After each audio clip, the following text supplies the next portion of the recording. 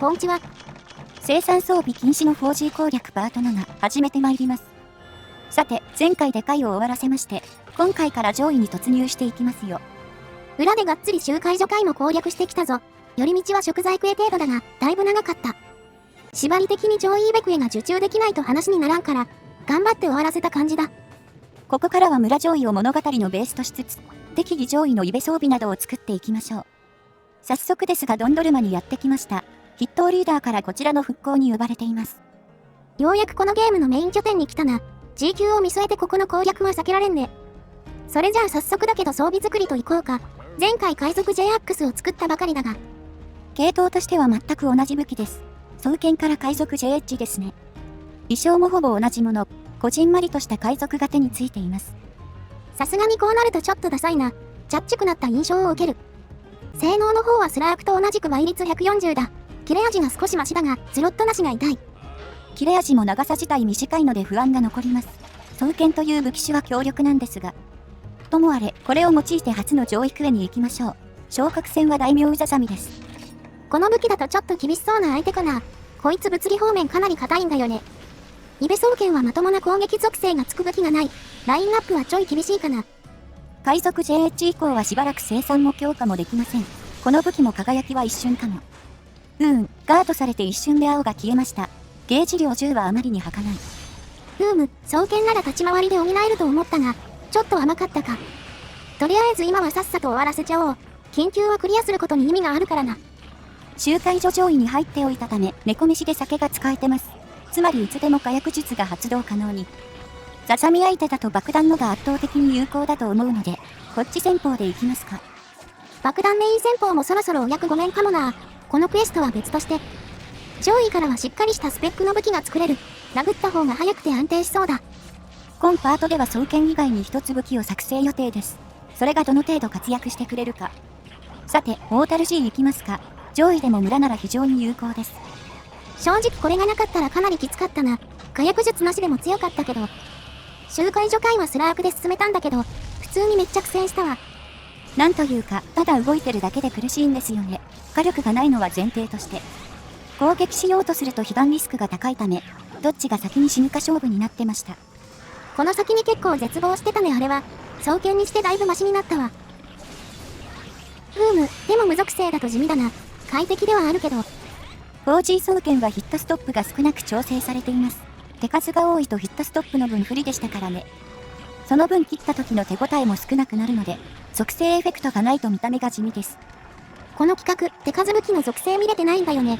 攻撃動作が重たい武器種ばっかりだから。その点でも今回作る武器に期待してる。それだけ楽しみにここまで来たくらいだ。絵的に地味だと見てる方もきついですからね。不遇武器はこの辺の辛いところ。さて、何度目かのノリを決めています。ジャンプ攻撃は楽しいし派手で素晴らしいですね。空中乱舞みたいな名前だったよね。ノリエフェクトもたくさん出て派手だな。これは基準強化状態でも似たようなのが出せる。柔軟に狙えるのもいい。何より動作が軽いのがいいです。抜刀状態でも攻撃、よじ登りを繰り返しやすい。さあ、爆弾が3つ入ります。これだけで500くらいのダメージ。実際は防御率があるからもうちょい少ないけど、インパクト大きいよね。ということで大名はこれでクリア。無事に村上位に昇格だ。タイムはなんと5分を切りました。爆弾を当てやすくすぐ終わりましたね。ただやはり手応えに乏しい。さっさと武器作りに行きましょう。よし、行くか。次のクエストは少し気合が必要だ。やってきました集会所。初の上位イベクへ行くぜ。こちら、OP、氷の国から来たガチュウですね。OP はワンピースの略。我々、ワンピースは最初版しか知らないので、この武器の元ネタはわかりません。調べたらウソップ7ミに作ったって出てきたけど、依頼主はウソップだったね。狩猟対象はウルクス1頭だ。これってワンピースとなんか関係あんのかな。水星モンスターが選ばれそうですが、謎ですね。上位クエですが闘技場のため支給品ありです。地味に嬉しい。そろそろ元気ドリンク量産しないと、裏でニトロだけ探しとこ。で、このクエのウルクスは普通の個体じゃない。超バカでかくなってるぞ。古くはウサギモチーフのため普段は可愛らしいですが、さすがにでかすぎて怖いですね。なお、ステータスは巨体に反して普通、体力も攻撃力もただの上位ウルクって感じです。このクエ、素材と確定金管以外にも旨味があるぞ。なんと上位でウルク単体クエは、これしか存在しない。それに初登場は集会所5か村8だから、最速で戦える方法でもあるんだよな。しかも闘技場なんでやり合い道が非常に楽。ノリを使えばサブタゲの頭も一瞬で壊せます。そして作れる武器もかなり有用でして、この縛りでは非常にありがたいクエストです。それにハズレ値のサイズはイベント感が強い。その点でもありがたいクエだぜ。回のイベクエって結構地味なんだよな。良くも悪くも普通なんだよね。イベクエといえば変な個体と戦えるのも醍醐味。本来の役割はそっちですもんね。とりあえず持ち込んだ爆弾を使っていきます。使う隙はここくらいでしょうかね。ノリと怒り以降の時くらいかな。方向がないのも優しいね。通常プレイでは地味なウルクだが、ここまで輝くとはな。最速で攻略するとなかなか合わないんですよね。確か一つもキークエに絡んでないはず。しかも氷解モンスのため樹海にも出ないし、結構不遇な子かもしれません。回避系の装飾品に素材がいるから、そこは救いだね。後々それにもお世話になるだろう。このクエの難点は弱点が少し殴りづらいとこかな。ケツの位置が高いんだよね。ウルクの最大弱点はケツです。自転の頭の 1.5 倍近く柔らかいので。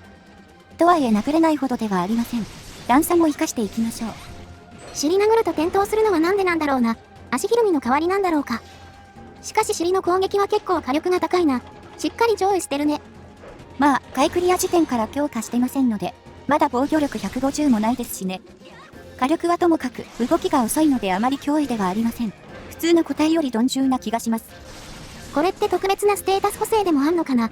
体がでかいからそう感じるだけだろうか。合奏攻撃も見てから余裕でかわせるくらいだ。移動距離が決まってるせいかこれ。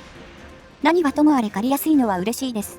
このクエがなかったら結構困ってました。上位イベ装備は回から一気に充実するんですけど、取っかかりになれる難易度のクエは少ないんですよね。最初は怪武器でやらないといけないしね。村を進めるのも同じこと。クエストリスト事前に見ておいてよかったわ。これで問題なく上位攻略ができる。ようやく爆弾も手放せそうです。まだ使う機会はありますが。ちょっと回攻略は間延びした感がありますので、上位では取り返していきましょう。なるべく1パートを盛りだくさんにしていきたいよね。危険度が低いモンスは見ててしんどいし。とりあえずまず武器を作って、防具も早く作れるといいな。そろそろ装飾品やお守りも活かしたいところ、いろいろ試していきましょう。ふむ、しかしまた下に爆弾が2個あると、ちょっとセンシティブか。若干無理があるが、コンプラ守りつつ行こう。ウルク戦はその後も非常に安定していた。めちゃくちゃちょうどいい難易度だったぜ。なんと5針で討伐完了できました。爆弾込みとはいえこれは素晴らしいペース。海賊 JH も柔らかい相手ならいい感じですね。さすがは強武器といったところ。これはガンスやスラークには出せねえな。身軽って素晴らしい。さて、あとは素材集めだな。チケット4枚とウルク素材が必要だ。サブタケがあるのでそれなりに集めやすいと思います。周回にはさほどかからなさそう。では集めるまでカット。頑張ってきます。よーし、終わった。思った通り早かったな。闘争集めに手こずりましたが、捕獲に切り替えることで解決しましたね。で、作れるのはこちら、初の総中魂となるクリマタクトです。これウルク素材製なんだが雷属性なんだよね。元ネタがそういう感じなのかな。見た目は超絶シンプルで青緑の棒だ。全然強そうに見えねえ。ところがステータスはしっかりしています。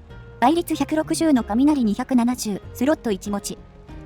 ぶっちゃけレア語としてはちょい低めの性能ですが、対イベ武器とは格が違います。地味に虫の強化が少し進んでるのもありがたい。スピード108と最低限使えるレベルにあるぞ。雷270も総中魂ならかなり強力。有効な相手も幅広いしな。生産の純粋な雷魂はかなり貴重な存在でして、覚醒を除くと攻略中に使えるのはキリン系統のみです。キリン魂は物理面が弱すぎるので、上位中盤まではクリマくんが強そう。それじゃあこれを担いで村上位を攻略しよう。少し進んでドスガレが出たところだ。一応これの前にババコンの橋をクリアしてるが、地味すぎてカットしちゃった。双剣と爆弾で同じことしてるだけだったので、しゃあないっすね。幸いドスガレは雷の通りもいいですので、初戦としては適役でしょう。実は氷が第一弱点ではあるが、持ってないから仕方ないな。氷属性がない時代は確か雷が弱点だった。魚竜としてのイメージが強かったね。最近は砂漠のモンスターって感じですね。まあ妥当ではあるか。では始めていきます。まず地上に出てほしいですが。一応音爆弾は少し持ってきてる。物資不足で10個は用意できてないが。爆弾使ってると爆薬の減りが尋常でなくてな。他の爆弾アイテムに回す余裕がないぜ。この武器があれば使う機会は少なくなる予定ですが、果たしてどうか。にしても虫あんまり速くないですね。スピード108だとこんなもんか。コンは虫が速くないとストレスやばいからな。単純に狙ったエキス取りづらいから困るし。我々、攻略中にコン使ったことないんだけど、虫強化がネックになってるね。この時代は巻き戻しの餌もありませんので、育成ミスったらパーですもんね。コンは強化回数が多いので費用がかなりかさみます。餌の確保も面倒で、実はハードル高い武器。フルゴアエイムが生まれたゆえんの一つだよね。キッズに餌システムは難しすぎる。その点ではクリマはかなり扱いやすい。ここで強化も打ち止めだし、割り切って使える。餌を集めなくていいのも非常にグッド。ポイント不足すぎて採取するしかないし。しかし、エキスさえ取れちゃえばやっぱ最高ですね。立ち回りも手数も段違い。基礎火力は 4G の手数武器全部食ってるからね。双剣ですらモーション値では勝負にならない。打点が高くて回避がすぐ入るのもいいわ。こんなんスラークガンスに戻れないぜ。もう一つの最強武器である体験はスキルが苦しいので、攻略中はコンがかなり強そうですね。体験は必須スキルがたくさんあるので、その武器パワーは総中コンが圧倒的1位でしょうね。そりゃクロスで弱体化されるわけだわ。ちょっと弱くしすぎだとは思うけど。どこでもノリを狙えるのも攻略段階ではかなり強い。エキスに気を配る必要はあるが。ここはちょっと割り切りが必要ですね。延長虫じゃないと体感すぐに切れちゃいます。MH4 自体はこの短さで回してたと思うと、よくやってたなぁと。まあ、ギルクエではあんま担げなかったけどね。ヤマタが強いと言っても生産の中の話だし。この武器、4G でむしろ強化されてるんだよな。元から強いと言われてたのにようやるよ。極限の強制弾きとの相性があと少し良ければ、体験に完全に並んでたかもですね。3分ちょい振り回したところで黄色に落ちました。ゲージ量は多いですが、さすがの手数です。これでも海賊 J シリーズとは運命の差だ。あっちはさすがに短すぎたからね。結構感動するレベルで使いやすいわこれ。早めに作っといてよかった。これがなければかなり苦労してたと思います。一応他にも候補はありますが。弱武器ってたまに担ぐには新鮮なんですが、持ち続けてると気がめいってきます。弱武器イコール不人気武器って印象あるもんな。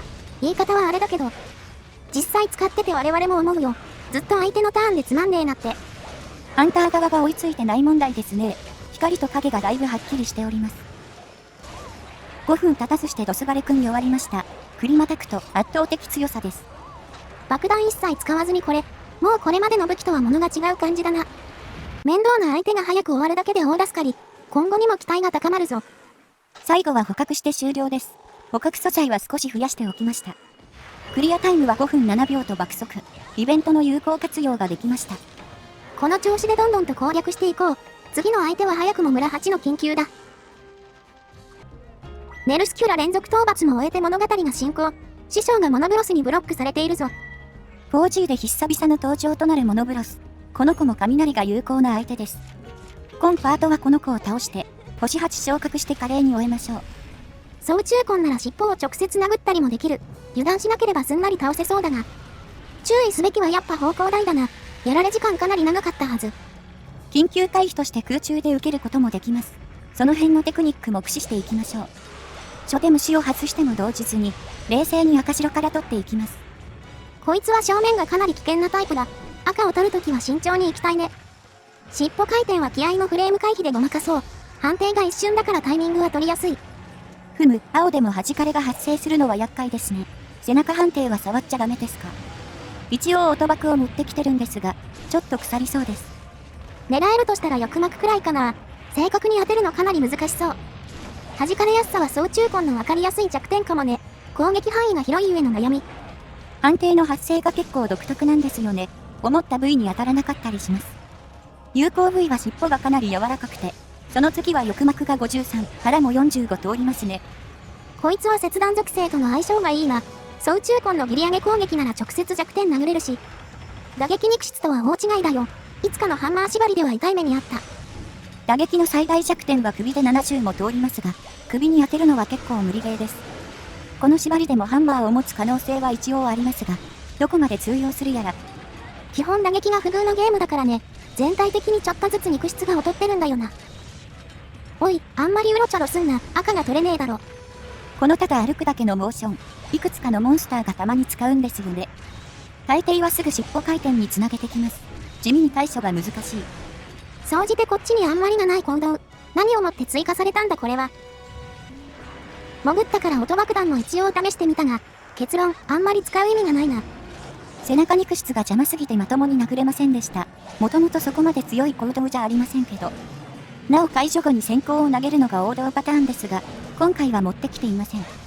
先行なら腹下の張り付きがそれなりに強そう。ディアブロほど腹柔らかくないが。高速だとやっぱりノリが一番強いかな。こいつは尻尾裏を殴りたいしね。こう見ると、ノリもちゃんと強い行動ですね。火力がある武器だとしっかり活かせます。機の武器種だとそもそも火力が出せないので、こういうセットプレーもあまり輝きません。そもそも攻撃チャンスを稼ぐのに使う感じになるよね。二重の意味で強武器との差が出る気がする。あ、でもこのパターンは微妙だったかも。大概取りに行っちゃった。ああ、これは密着して腹を殴ろうとしましたが、ここでも弾かれに邪魔されましたね。背中肉質は17とかなり硬い部類です。実はディアブロは23なので、それより通りません。ディア君は防御面かなり薄めだからね。やってる分にはモノブロスのが厄介に感じるな。これも差別化のための苦肉の策なのかね。ゲーム的にはディアだけでいいもんな。もともとがソロ用ディアブロスみたいな出方なので、設計段階からして厳しい立場にいますよね。キャラ立ってるし、ストーリーには絡みやすそうですが、今後彼はどういう扱いになるんでしょうか。ポケモンみたく作品ごとにいるいないはあるだろうが、うまく処理してくれるといいね。よし、弱点をしっかり殴れてる。戦闘自体はうまくいってるぞ。この子、立ち位置が若干難しいモンスターです。向かって左に行くか右に行くか。右だと尻尾と角振り上げへの対処が難しいが、左は左でタックルが避けづらいですね。大寒だと左の方が良さそうかもね。こっちの方が攻撃後に弱点を殴りやすい。総中根の切り上げは左から判定が出るから、向かって右にいると足とかに座れやすいよね。尻尾が切れたら脅威減りますしね。モンスごとに色々と研究が必要です。はい、討伐完了しました。余裕を持って5分割クリアです。十分なタイムだ。やっぱ総中根強えわ。村上位に入ったら、なるべくさっさと8まで上がりたい。取れる素材がぐっと増えるぞ。すぐ火山に行けるようになるのがでかいですね。ここで少しお守りを掘ってもいい。とはいえ今回の縛りではイベクエが利用できるので、実は裏で少しお守り掘りをしています。大した墓石は手に入ってないがね。ズロニのお守りを当てたんでそれを利用してる。物語が進行して師匠が到着。ドンドルマの復興が本格化するぞ。